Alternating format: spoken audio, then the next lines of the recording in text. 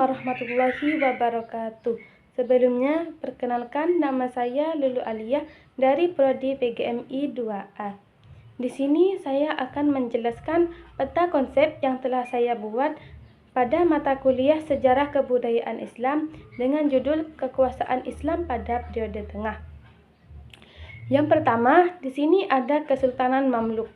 Masa kejayaannya terjadi pada tahun 1250 sampai dengan 1517 Masehi atau setara dengan 648 sampai dengan 923 Hijriah, yang merupakan salah satu dinasti militer yang paling perkasa pada masa kekuasaan Islam periode tengah, yang berpusat di Kairo, Mesir. Dinasti yang awalnya didirikan oleh kasta prajurit Buddha ini terkenal karena berhasil membendung invasi bangsa Mongol dan mengusir sisa-sisa pasukan salib dari Syam.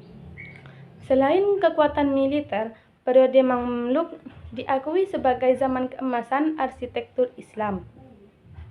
Karakteristik utama arsitektur mereka ialah pembangunan kompleks multifungsi, gabungan antara masjid, madrasah, rumah sakit, dan makam,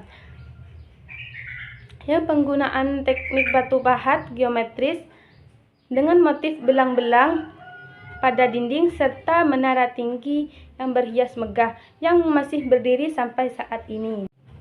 Bentuk yang kedua di sini ada Kerajaan Utsmaniyah atau disebut dengan Ottoman, yang mencapai puncak kejayaannya pada periode tengah atau klasik perkembangan Islam pada abad ke-16 hingga abad ke-17. Yang dimana sebuah era emas yang melahirkan identitas visual paling ikonik dalam arsitektur Islam global. Di bawah kepemimpinan sultan besar seperti Sultan Sulaiman Al-Qani, kesultanan ini memadukan tradisi seni sejuk Persia dan arsitektur Bizantium, khususnya Hagia Sophia, yang menjadi gaya bangunan baru dengan ciri khas kubah besar berjenjang, menara pensil yang ramping, serta halaman dalam yang luas.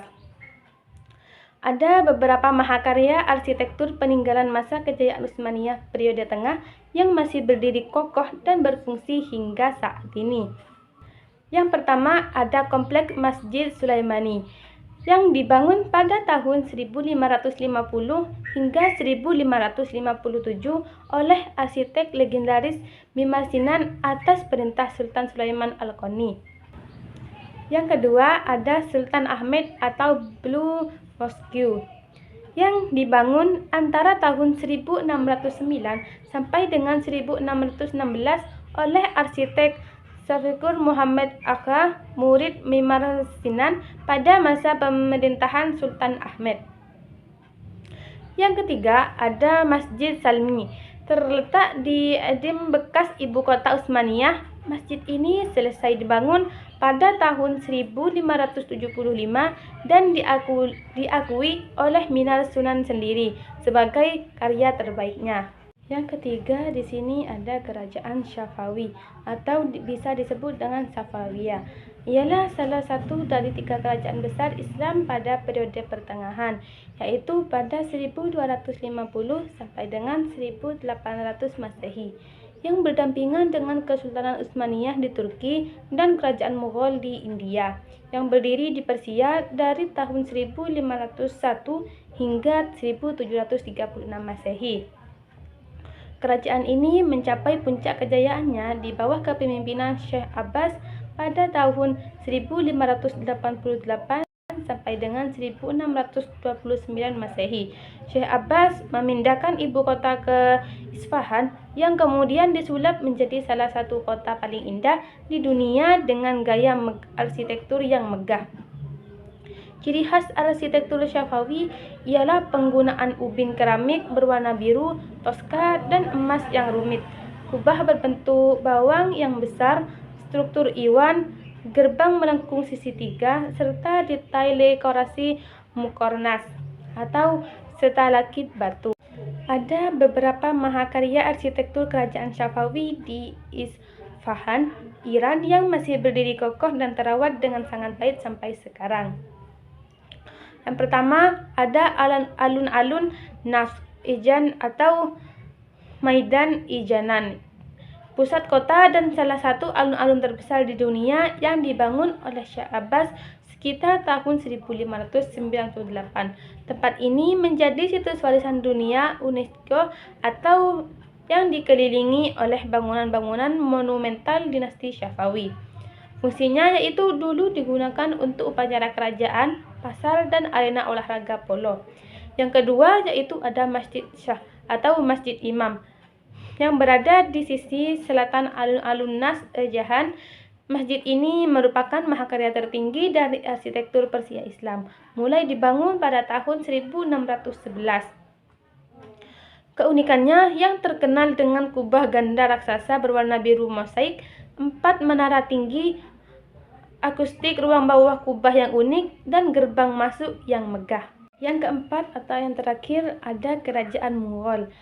Masa kejayaannya pada 1526 sampai dengan 1858 Masehi yang merupakan salah satu pilar utama kekuatan Islam pada periode pertengahan, yang menyatukan hampir seluruh anak benua India di bawah satu pemerintahan pusat yang berdiri di antara kemunduran Khalifah Abbasiyah dan ekspansi global Islam. Mughal dikenal dengan stabilitas politik, kemakmuran ekonomi, serta warisan arsitektur yang mewah.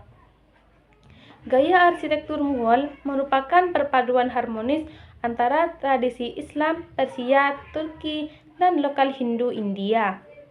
Karakteristik utamanya meliputi penggunaan kubah berbentuk bawang, menara ramping yang simetris, gerbang tinggi, hiasan mosaik atau mulia, serta konsep taman 4 penjuru yang melambangkan surga. Bangunan yang masih berdiri hingga saat ini, yang pertama ada Taj Mahal. Pembangunan Shah Jahan, masa pembangunannya pada 1631 sampai dengan 1653 Masehi. Monumen makam ini berupa marmer putih paling ikonik di dunia yang dibangun Shah Jahan untuk mengenang istri tercintanya, Mumtaz Mahal. Kompleks ini diakui secara global karena simetri aksialnya yang sempurna, ukiran kaligrafi Al-Quran, dan teknik petipura dura tingkat yang tinggi. Yang kedua yaitu makam Humayun yang didirikan pada 1565 sampai dengan 1572 Masehi. Museum taman berskala besar pertama di anak benua India. Bangunan ini mengadopsi arsitektur Timurid Asia Tengah dan menjadi inspirasi utama bagi desain arsitektur Taj Mahal di masa berikutnya. Yang ketiga yaitu ada Benteng Merah yang pembangunannya pada 1638 sampai 1648 Masehi. Pusat benteng Kekaisaran baru bernama Shah Jahan Abad di Old Delhi. Struktur ini mencerminkan puncak aktivitas Mughal dengan paviliun marmer yang anggun, sistem kanal air, dan kompleks tahta yang megah.